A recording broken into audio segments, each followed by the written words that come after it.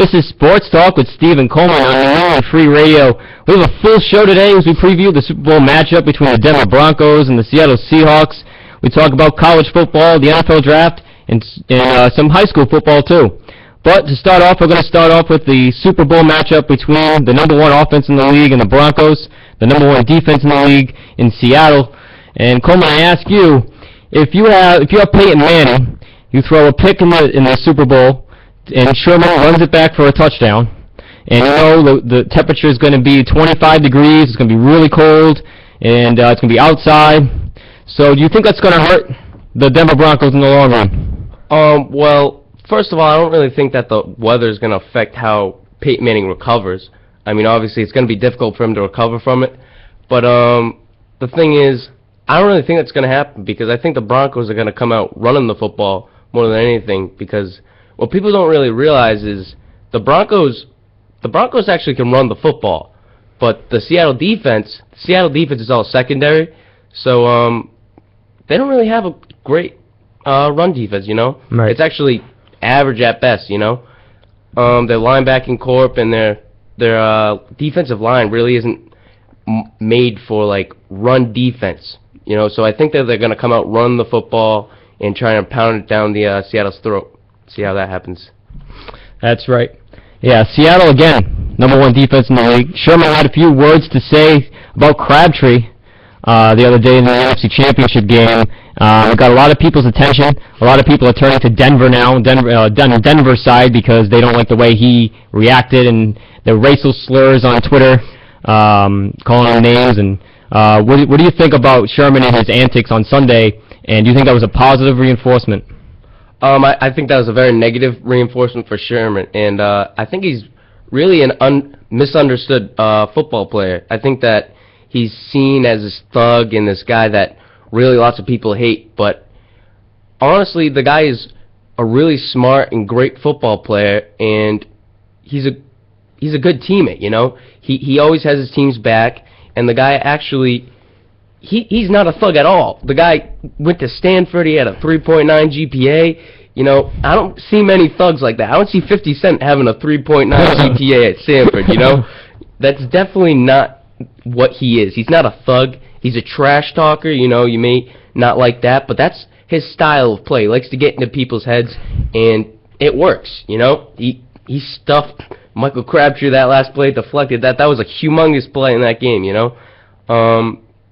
The guy is a very good player, and I think he's misunderstood. Yeah, it's probably because, you know, of his attitude, but again, he's a great player. But again, I've been saying a lot though that Seattle defense has, you know, a lot of players have been getting suspended. You know, they're probably taking something. You know, there's something going on in Seattle because Pete Carroll, let's face it, he, you know, Super Bowl winning coach, really, I don't know, but he's really not that type of coach. You know, there's something going on in there. There's something going on.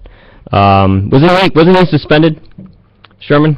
Sherman was, I believe he was suspended. He actually got tested positive for taking Adderall, and obviously you can't take that without prescription. He got caught doing that, and I believe he may have been caught doing HGH. Yeah. I think he might have tested positive for that, I think they call that HGH, but yeah. All right, so back to the now I want to switch to like the AFC Championship a little bit with the Patriots. Again, the Patriots, you know, didn't even show up on Sunday. They came out and they came out absolutely flat. What do you think hurt New England the most during that game? Was it Welker? Was it the defense? Was it Gronk? What was it? Well, I think that it was the run game because the Colts-Patriots game, that game, Tom Brady didn't have to do anything. He didn't have one passing touchdown. You know, he didn't even throw for 200 yards. And LeGarrette Blount took over that game. He had 4 rushing touchdowns, you know. He had a terrific game. Stephen Ridley had a rushing touchdown. I think that everyone was expecting LeGarrette Blount to do the same exact thing. Right. And I think he had like 6 rushing yards against the Denver Broncos. He did nothing for him. No, I know. You know, the Denver Broncos were like, all right, what we got to do is stop LeGarrette Blount and make Tom Brady throw. He doesn't really have and his receivers aren't really that good.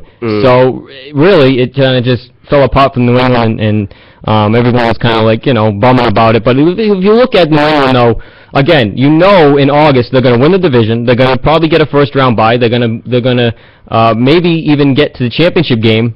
And everybody was saying too that they were going to make the championship round anyway. So the championship round, they're going to fall apart. They play easy teams all year, easy teams that they should beat.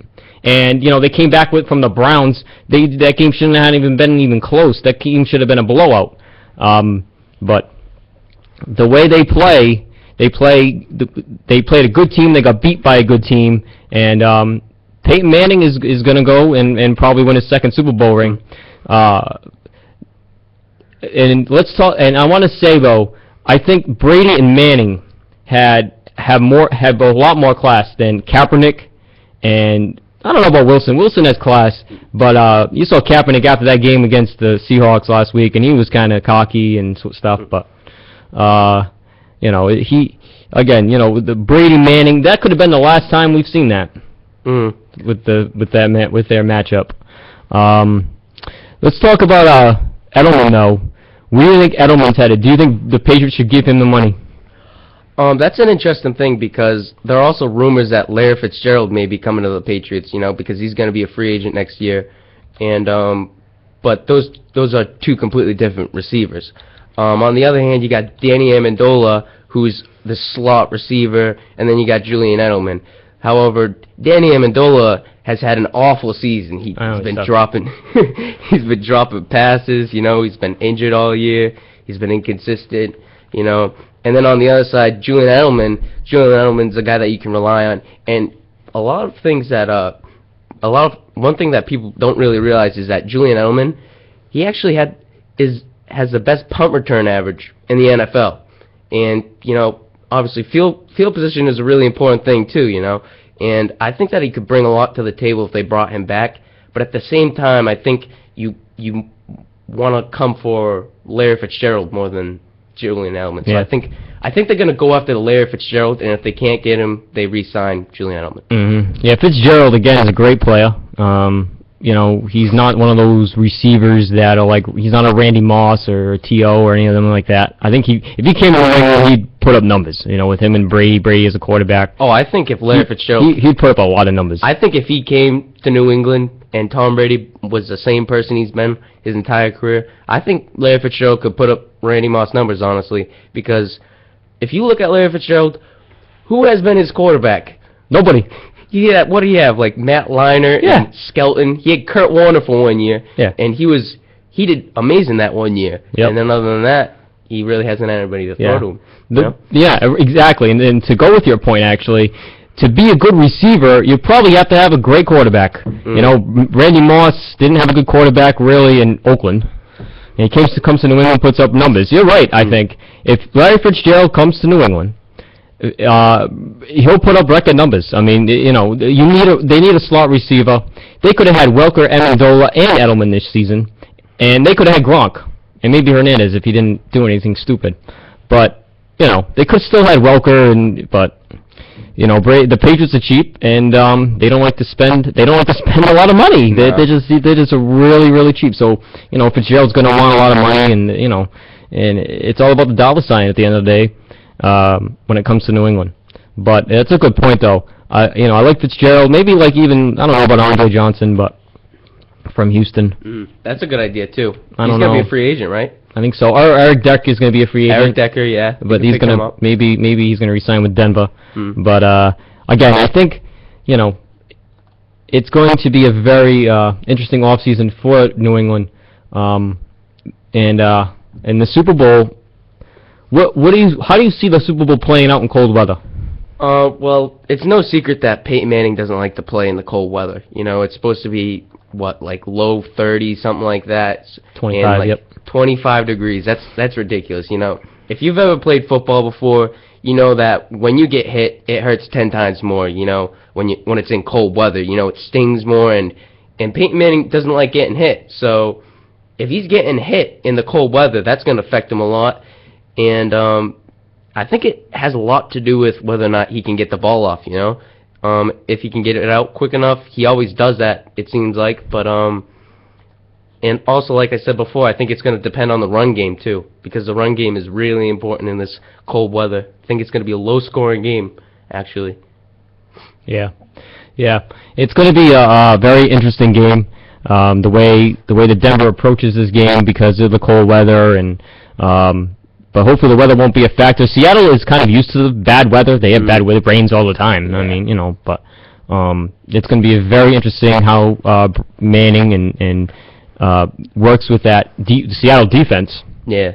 So it's going to be smash mouth football, I think. It is going to be. I don't think it's going to be all Peyton Manning like everyone thinks it's going to be. No.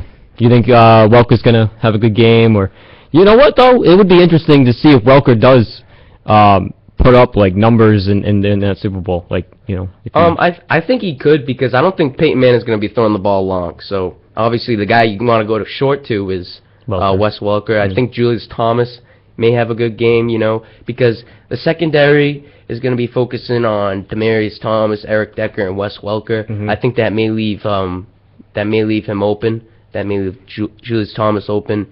And Noshawn Marino is a good receiver out of the backfield, so I think he could do some good stuff too. Yep. Again, it's going to be a very interesting game. All right, I'm going to switch gears now. I want to talk about Johnny Manziel. Mel Kiper said he's the #1 draft choice. What do you think? I do think that he's the best quarterback going to the draft. I think he's misunderstood. I think people think that he's just going to be an RG3, kind of like Michael Vick kind of guy that just likes to scramble and run around a lot. I think that if Johnny Manziel wanted to, he could make the adjustment to be more of a pocket passing quarterback, unlike these other guys that like to run the football. I think he can run the football, but he can pass too, He's got a really good arm and whatnot.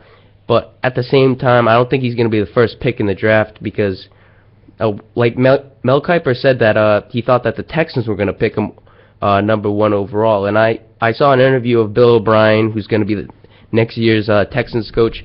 He said that he's only watched 2 football games of Johnny Manziel. I don't know how this is possible. He's only watched 2 football games of this guy. This guy's incredible to watch, especially in college football. So I feel like this guy has no interest in him, but I think they're gonna go with Teddy Bridgewater from Louisville for a quarterback instead. I don't know though. I heard about the Browns with Manziel, but I don't know. I heard that today. Talk about the quarterbacks though that get drafted, like the high-ranked quarterbacks that get drafted in the NFL, and like the ones that are supposed to do the Manziel and the Tebow who's really good in college and not really that good in the pros.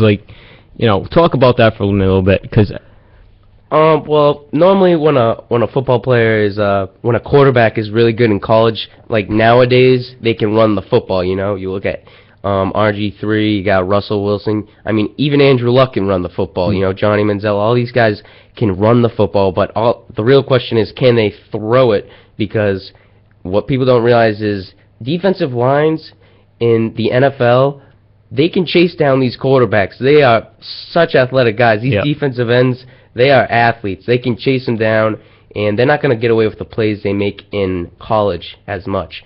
So I think people need to pay attention more to their passing skills, but I think that's a lot that's overlooked with Johnny Manziel. I think they just look at his playmaking ability, when he scrambles around, like that game against Duke when he hurdled the guy and went into his own offensive lineman and he's scrambling around.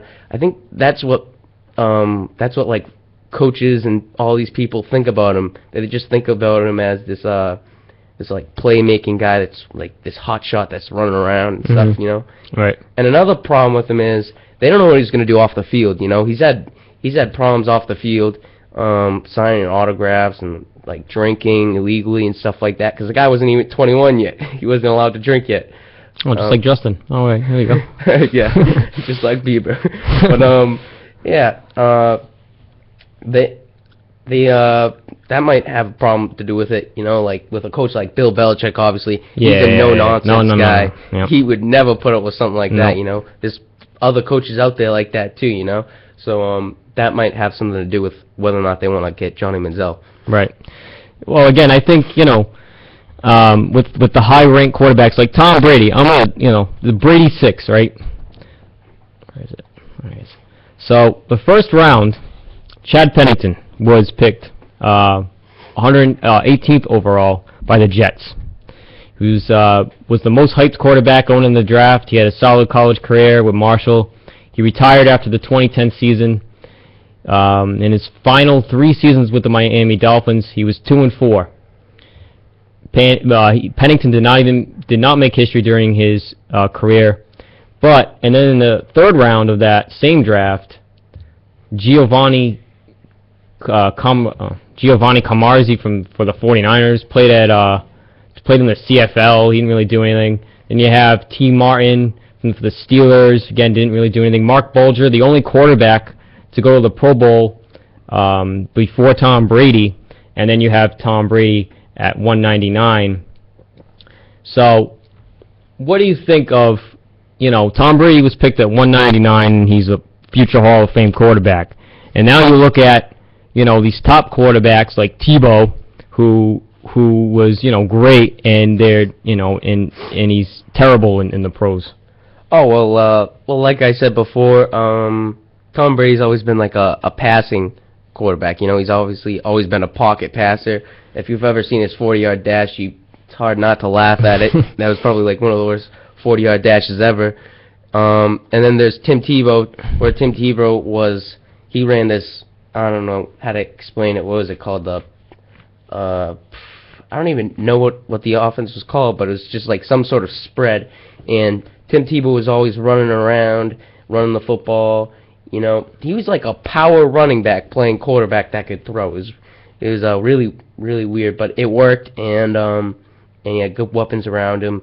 So obviously that team, he's playing against much like less skilled players, and the offense is just like completely different than the NFL. So you know he's not going to be accustomed to playing in like a regular shotgun or going under center. That was a big problem because he didn't even go under center in Florida Gators offense. He was always in shotgun. They wanted to know if he could run like a single back or an I formation kind of thing. They weren't sure if he would be able to do that. Whereas in Michigan, where Tom Brady went, Tom Brady always ran that stuff. He was running NFL type offenses, and he's always had potential. The thing is, not everybody shows all of their potential when they're playing. It doesn't all come out at the same time, and he grew better and better as he went on, and he matured, and he became a great quarterback, Yeah. Yeah, again, Brady, again, he's, that passer, and like Peyton Manning, too, when he was in school. Talk about, though, Michigan for a little bit, college football. Where do you see, like, Michigan going this year or next year? Well, Michigan didn't do that great last year, They actually had a great game against Ohio State where that was definitely their best game of the entire season, where they lost by a touchdown, I believe, and they were gunslinging back and forth with Ohio State. It was score after score, It was no defense in that game, and I'm not sure how the Michigan's going to do next year. They got the number 1 cornerback coming to their school next year. They have a pretty decent quarterback playing. He played in the Kansas State game because Devin Gardner was hurt. He was an Elite 11 quarterback in this passing league that John Gruden runs, and he was a winner of that. He's more of a passing quarterback, unlike Devin Gardner, who was like an athletic quarterback that could run and whatnot. So I think that they're going to be more of a passing West Coast kind of team next year, and I think they'll be decent. I don't think they'll be anything special next year.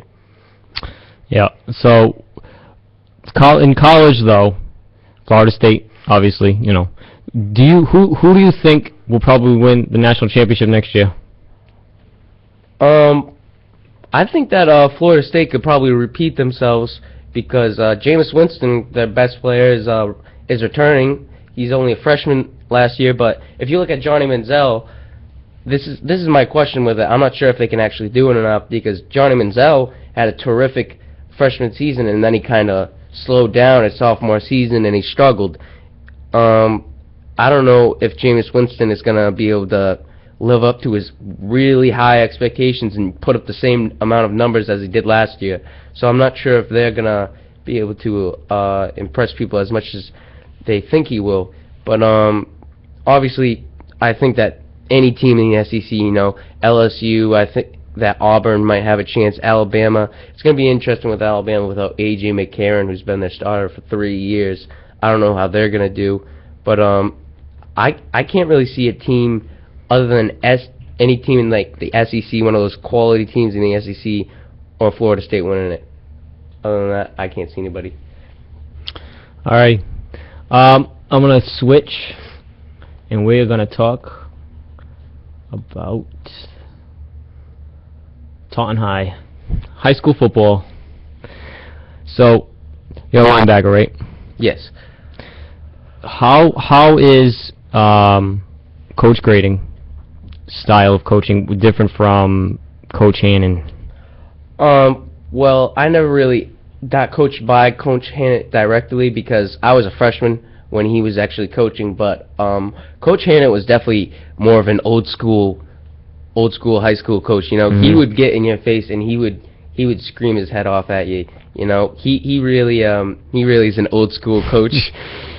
Coach Grading, he can be a really strict coach. You know what I mean? He can get in your face and yell at you. But I think he's more of just a strategy guy. He's not all like yelling at you 24/7. I think he's got a well balance between like knowing what to do, and I think he's done a great job with the organization. I mean, his record compared to like the past records that Taunton High has had, it's been incredible. Yep. They've really improved. They've changed the offense around, changed the defense. I like the way the organization is going. I like the way it's been winning. We were winning record last year. Yep. And I like the way it's going. Yeah, it's better than having 2 wins. Like when I was there, Cabrini was like the main kind of product of their offense. Yeah. And it's just if you lose that one player, you're done. Yeah. Talk about the teams in the league, in the Hockomock League, like Mansfield, Attleboro, where we're in right now. Talk about those teams. Just are they like tough? Is it tougher than the Old Colony League, or is it about? Well, Taunton High was actually undefeated in non-league play. They lost every single game in their division. You know what I mean? I think that goes to show that that the Hockomock is a really, really good league. You got North Attleboro, you got Attleboro, you got King Philip, you got Mansfield. You got all these really good teams, and it depends on the year. Normally, when it comes to Old Colony and Hockomock, because both of those leagues are really good leagues. They are probably both of them are always in the top 5 like divisions in the state. You know what I mean? But I think last year, actually, I think that the Hockomock was a better league or a better division. But in past years, I think with BR and Brockton and Everett and all these really good places in the Old Colony, I think in the past, mainly Old Colony's been the best. But I think Hockomock's better right now. Yeah. Mansfield again. They won the Super Bowl right last in Gillette this past year. So again, the Hockomock has been a great success. And but the thing now, what division is Coyle in? Coyle is Coyle Cassidy is Division 3, I think. Okay, so say if you went to theirs, because they're in a whole different division team than you are. But again, though, I think Taunton High again has improved. From past years, winning 1 to 2 games, winning their last game, against Coyle, and then, again, I think grading has improved that team a little bit, and it will probably only get better. I know you're losing a few seniors this year. Next year, though, where do you see maybe Taunton High making the playoffs next year? Well, looking at who's coming up and who's leaving, we're losing a lot of great players that we have, but I think that we still have some good players coming up too. And I'm not sure if we're going to switch up the offense or anything like that. And another thing I forgot to mention was not only was Coach Grading a good coach, we had a whole new coaching staff. You know, we had Coach Moore, the defensive coordinator, come in. We had Coach Langell, offensive coordinator. We had a bunch of different guys come in, and they all did a terrific job too. So I don't know if we're gonna be changing up our offense or anything like that due to like the players that are coming up. You know, throughout the season we're always like adding plays into the offensive scheme. So I think it'll be interesting to see what we do there, but I think we'll do just as good, if not better, next year. Yeah, yeah, I think so too. I think, you know, again, improving every year by year, and it will probably work out. And hopefully, again, you guys make the playoffs. We're going to do something a little off topic, just to wrap everything up. Kobe Bryant told Michael Jordan, I guess according to Phil Jackson, that he could kick his ass in a one-on-one basketball game. What do you think? Well, I think if they both played each other in their prime, I don't think anybody would kick anybody's ass, you know? I think it would be a pretty good matchup. I think that Michael Jordan has size on him, I believe. You know, he's a lengthy guy. These are probably the two best scorers in NBA history. You could argue that they're the two best scorers in NBA history. So, I think that it would be a good matchup. I think that Michael Jordan will win, though. I can't really see Kobe Bryant being able to drive on Michael Jordan like that, because Michael Jordan is a terrific all-around basketball player. I think that his defense would be too much for Kobe Bryant. I think it would be one-sided with just shooting. Yeah, with Kobe. Yeah, I think that Kobe would only be able to shoot. I don't think he would be able to drive. Yeah. Yeah, I kind of agree with you. I think Jordan would probably end up winning. It'd be a grudge match, though. Same thing if LeBron played with Jordan. I still think Jordan would win. It'd probably be more of a spread, though. Like, I think Jordan would win by like maybe 3 or 4 or no 5, then to LeBron. But yeah. Is there anything else? Last word. My last word. I think that for the Super Bowl, at least, I believe that it's going to be a grudge match. I think that the inexperience of Russell Wilson is going to cost them, and it's going to be a running football game. It's not going to be what people expect with Peyton Manning throwing the ball all over the place. And I think that the Denver Broncos end up winning, actually, despite the cold weather. So. Okay. Yeah, I think the Broncos will probably edge it out. I think they're going to win 27-20 over Seattle. It's going to be, again, a grudge match. Manning, I think, is going to have a good game, though. I don't. Will he pass the ball more or run the ball more? Probably pass a little bit more, I think, because he has the receivers to do it, and he has a lot of weapons out there, and again with the inexperience of Russell Wilson and Pete Carroll in big games. I mean, again, I think that will catch up to them eventually, and the Denver Broncos will win the Super Bowl. Manning will win his second Super Bowl ring, and everybody will be talking about how Eli Manning won in Peyton's house and Peyton Manning won in Eli's house. All right, so that's going to wrap it up with this edition of Sports Talk with Coleman and Steve. You can follow myself, Steve, at Steve Atkinson 4 on Twitter. You can follow Coleman King 36. Have a good week, and talk to you next week.